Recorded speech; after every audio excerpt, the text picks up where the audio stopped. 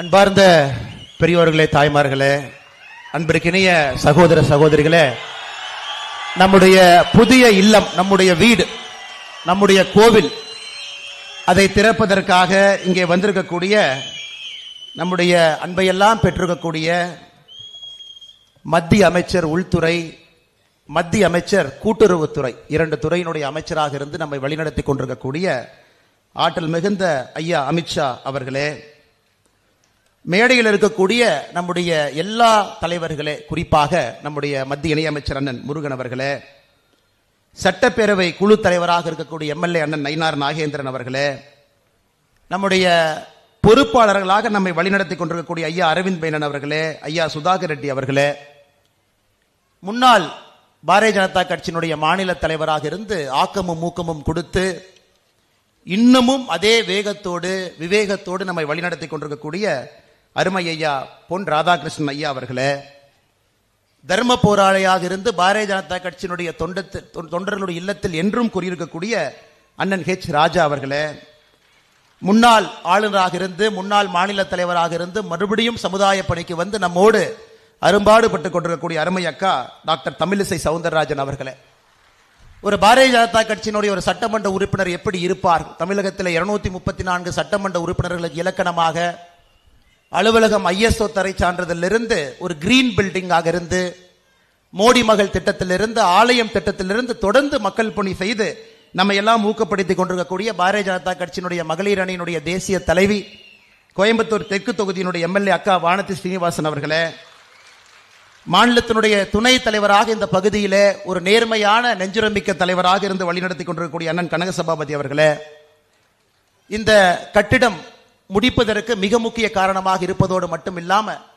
இன்று கோயம்புத்தூர், திருவண்ணாமலை, ராமநாதபுரம் இதற்கு முன்பு 14 கட்டடங்களை திறந்து வைத்து மிக வேகமாக பணியாற்றிக் கொண்டிருக்கக்கூடிய அண்ணன் சக்கரவர்த்தி அவர்களே, நம்முடைய பொருளாளராக இருந்து நம்மை எல்லாம் உண்மையாலும் வழிநடத்தி கொண்டு 1998 கோவை குண்டுவெடிப்பில் 40 நாளுக்கு மேல் ஐசியூவில் இருந்து இன்னமும் அதே வேகத்தோடு பணியாற்றிக் கொண்டிருக்கக்கூடிய அண்ணன் SR சேகர் அவர்கள், மாநிலத்தினுடைய பொதுச் செயலாளர், அந்த பகுதியினுடைய பெருங்கோட்ட பொறுப்பாளராக இருந்து ஒரு விஷயத்தை எவ்வளவு பிரம்மாண்டமாக செய்தி காட்டி முடிக்கக்கூடிய தனித்திறமை இருக்கக்கூடிய அண்ணன் AP முருகானந்தம் அவர்களே, மிக முக்கியமாக உங்களுடைய பிரதிநிதியாக மேடையின் மீது அமர்ந்திருக்கக்கூடிய நம்முடைய அற்புதமான மாவட்டத்தினுடைய தலைவர் அருமை சகோதரர் ரமேஷ்குமார் அவர்களே, இந்த நேரத்தில் என்னுடைய கடமை ஐயா அமித்ஷாஜி அவருடைய பேச்சில் சொல்வதற்கு முன்பு இதை நான் பேச வேண்டும் என்று விருப்பப்படுகின்றேன்.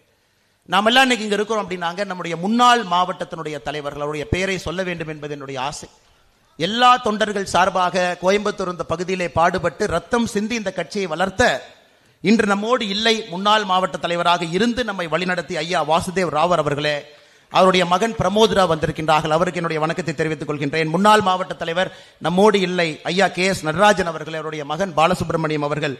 முன்னாள் மாவட்ட தலைவர் நம்மோடு இல்லை ஐயா பூபதி அவர்களே, அவருடைய மகன் தினேஷ் அவர்கள் வந்திருக்கின்றார்கள். முன்னாள் மாவட்ட தலைவர் ஆறுமுக சந்திரமோகன் அவர்களே, முன்னாள் மாவட்ட தலைவர் ஐயா சின்ராஜ் அவர்களே, முன்னாள் மாவட்ட தலைவர் ஐயா RV சவுந்தரராஜன் அவர்களே, முன்னாள் மாவட்ட தலைவர் ஐயா பாலகிருஷ்ணன் அவர்களே, முன்னாள் மாவட்ட தலைவர் அருமை சகோதரர் CR நந்தகுமார் அவர்களே, முன்னாள் மாவட்ட தலைவர் அருமை சகோதரர் R நந்தகுமார் அவர்களே, இதற்கு முந்தைய மாவட்ட தலைவர் அண்ணன் பாலாஜி உத்தம ராமசாமி அவர்களே, அதே போல பாரதிய ஜனதா கட்சிக்காக ரத்தத்தை சிந்தி மிசா காலத்திலிருந்து கோயம்புத்தூர்ல இந்த கட்சி வளர்வதற்கு மிக முக்கிய காரணமாக நம்முடைய பெரும் தலைவர்கள் ஐயா மீசா நாராயணன் அவர்களே, வாசுதேவராவ் அவர்களே, ஐயா செங்கை வாசுதேவன் அவர்களே, ஐயா வழக்கறிஞர் விஸ்வநாதன் அவர்கள், எங்கிருந்தாலும் அவருடைய அன்பும் அரவணைப்பும் எப்பொழுதும் ஒரு பாரதிய ஜனதா கட்சியினுடைய தொண்டனுக்கும் தொடர்ந்திருக்கும். இந்த அலுவலகத்திற்கு முன்பு 2014 பாரதிய ஜனதா கட்சி ஒரு சிறிய அலுவலகத்தை இயங்கிக் கொண்டிருந்தோம். அந்த அலுவலகத்தை நமக்கு சொந்தமாக அளித்து உதவி செய்த பாபா பாலசுப்ரமணியம் அவர்கள் இன்னைக்கு கட்டடத்துக்கு வருவதற்கு முன்பு அவர் நமக்கு அந்த கட்டடத்தை கொடுத்தாரு. அவரையும் இந்த நேரத்தில் அன்போடு அவருக்கு என்னுடைய நன்றிகளையும் பாராட்டுகளையும் வாழ்த்துக்களையும் தெரிவித்துக் கொள்கின்றேன். அதே போல காணொலி மூலமாக அமித்ஷாஜி அவர்களை நம்முடைய வேறு வேறு பகுதியில் நம்முடைய தொண்டர்கள் தலைவர்கள் பார்த்து கொண்டிருக்கின்றார்கள். முக்கியமாக ராமநாதபுரம் மாவட்டத்தில் இருக்கக்கூடிய மாவட்டத்தினுடைய தலைவர் அருமை சகோதரர் முரளிதரன் அவர்களே, அங்கு இருக்கக்கூடிய நம்முடைய சட்டமன்ற உறுப்பினர் வாழுகின்ற காந்தி ஐயா MR காந்தி அவர்களே, மாநிலத்தினுடைய பொதுச் செயலாளர்கள் ராம ஸ்ரீனிவாசன் அவர்களே, பொன் பாலகணபதி அவர்களே, கருப்பு முருகானந்தம் அவர்களே, திருவண்ணாமலையிலிருந்து இந்த நிகழ்வை பார்த்து கொண்டிருக்கக்கூடிய எல்லா தொண்டர்கள், குறிப்பாக மாவட்டத்தினுடைய தலைவர் அருமை சகோதரர் ரமேஷ் அவர்களே, மாநிலத்தினுடைய செயலராக இருக்கக்கூடிய அண்ணன் வெங்கடேசன் அவர்களே, பொதுச் செயலாளர் அருமை சகோதரி அக்கா கார்த்திகேயனி அவர்களே, மாநிலத்தினுடைய துணைத் தலைவர் அண்ணன் நரேந்திரன் அவர்களே, எல்லோரும் கூட இந்த நேரத்தில் என்னுடைய நெஞ்சார்ந்த வாழ்த்துக்களை தெரிவித்துக் கொள்கின்றேன்.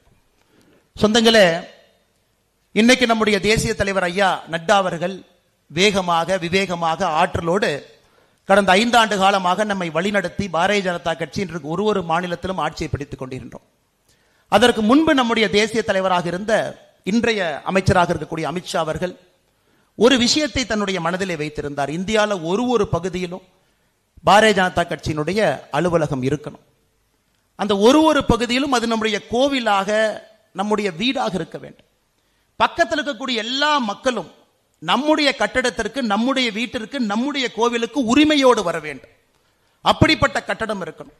இந்த கட்டடத்தை நீங்க பார்த்தீங்கன்னா எந்த அளவுக்கு தொலைநோக்கு பார்வையோடு அந்த கட்டடத்துக்குள் நாம் போகும் பொழுது மாவட்ட தலைவர் அறையிலிருந்து எல்லோருக்கும் தேவையான அறை, ஒரு இடத்துல பேசுவதற்கு தேவையான வீடியோ கான்பரன்ஸ் ரூம், நாம் எல்லோரும் தொடர்ந்து படிக்க வேண்டும், நம்முடைய இச்சா சக்தியை வளர்த்துக் கொள்ள வேண்டும் என்பதற்காக ஒரு அலுவலகத்தில் புத்தகம் இருக்கக்கூடிய லைப்ரரி எல்லா பாரதிய ஜனதா கட்சி அலுவலகத்திலையும் இந்தியாவிலே வர ஆரம்பித்திருக்கிறது. இன்று ஒரே நாளில் 3 இடத்துல நம்முடைய அமித்ஷா அவர்கள் கோயம்புத்தூர், திருவண்ணாமலை, ராமநாதபுரம் 3 இடத்தையும் கூட துவங்கி வைக்கிறாங்க.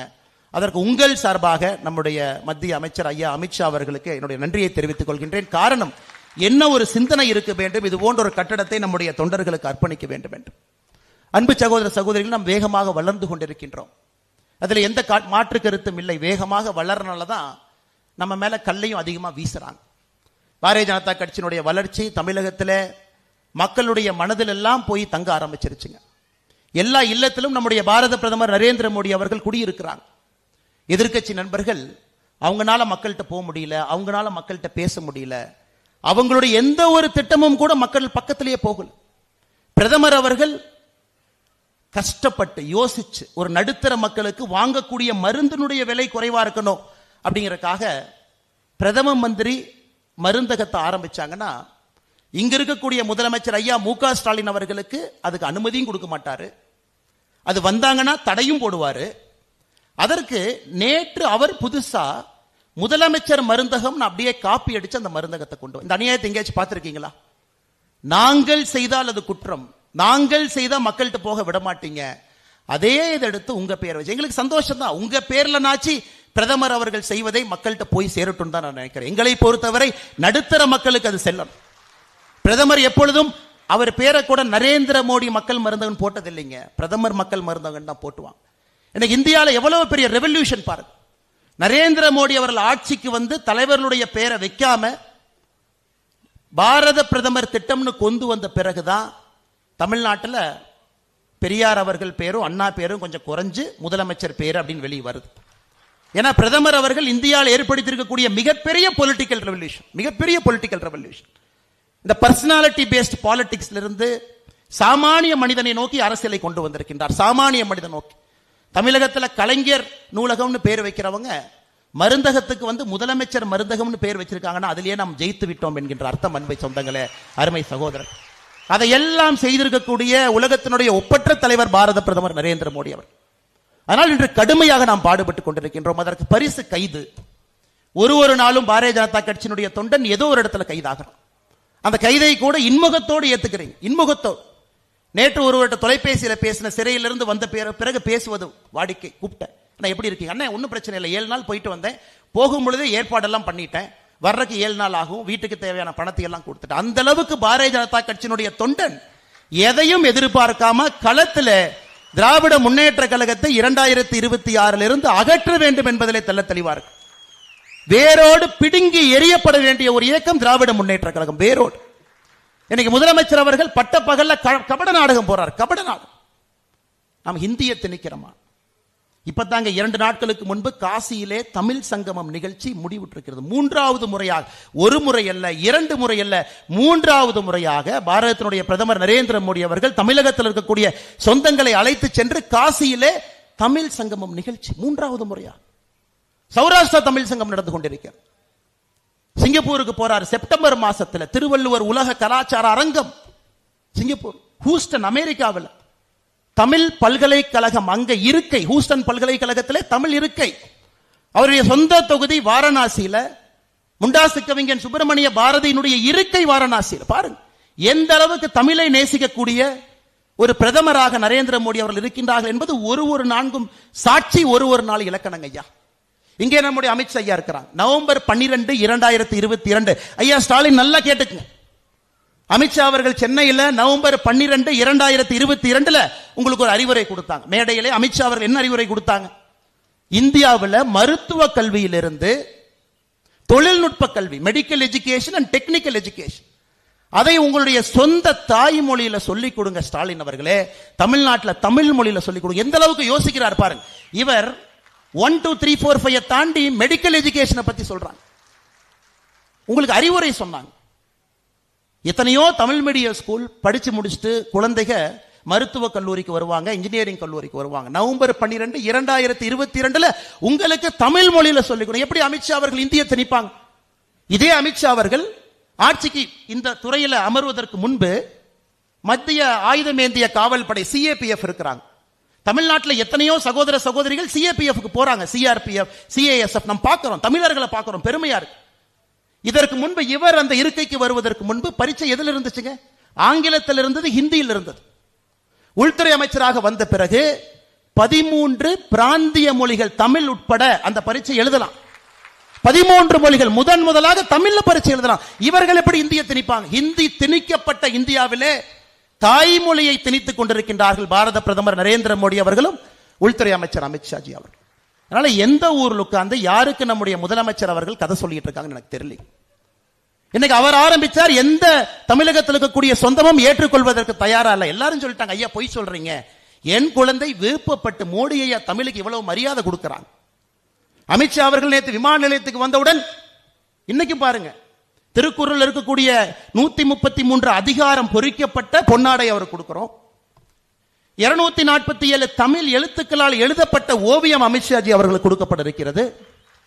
இது பாரதிய ஜனதா கட்சி தமிழை வளர்க்கும், தமிழோடு இருக்கும் என்பதற்கு பாரத பிரதமர் நரேந்திர மோடி அவர்களிடம் கடைக்கோடி தொண்டன் வரை ஒருத்தரும் உழைச்சுக்கிட்டு இருக்கும். ஏன்னா உங்களுடைய ஆட்சியில தமிழ் கெட்டு விட்டது, தமிழ் படிப்பவர்களுடைய எண்ணிக்கை குறைந்து விட்டது. ஆங்கில வழி கல்விக்கு எல்லாம் போயிட்டாங்க. முதலமைச்சர் நடத்தக்கூடிய குடும்பத்தினுடைய சொந்த பள்ளி உங்களுக்கு தெரியாது இல்ல, சொந்த பள்ளியில இந்தி திணிக்கிறாங்க. இது தெரிஞ்சவுடன் முதலமைச்சர் எங்க போயிட்டாரு? தொகுதி மறுசீரமைப்புன்னு புதுசா ஒரு அஸ்திரத்தை கையில் எடுத்திருக்காரு, டீலிமிட்டேஷன். அதை நான் பேச விரும்பல, அமித்ஷாஜி அவர்கள் பேசுவாங்கன்னு நினைக்கிறேன். அதனால் முதலமைச்சர் அவர்களை நல்லா கேட்டுக்கு, நீங்கள் தமிழகத்தில் என்னதான் குட்டிகரணம் போட்டாலும் 2026 நீங்கள் வீட்டுக்கு அனுப்பப்படுவது உறுதி, அனுப்பப்படுவது உறுதி. அது வரைக்கும் நீங்க குட்டிய காரணம் போடலாம், அது உறுதியாகிவிட்டது. A desperate man tries desperate measures அப்படிமா.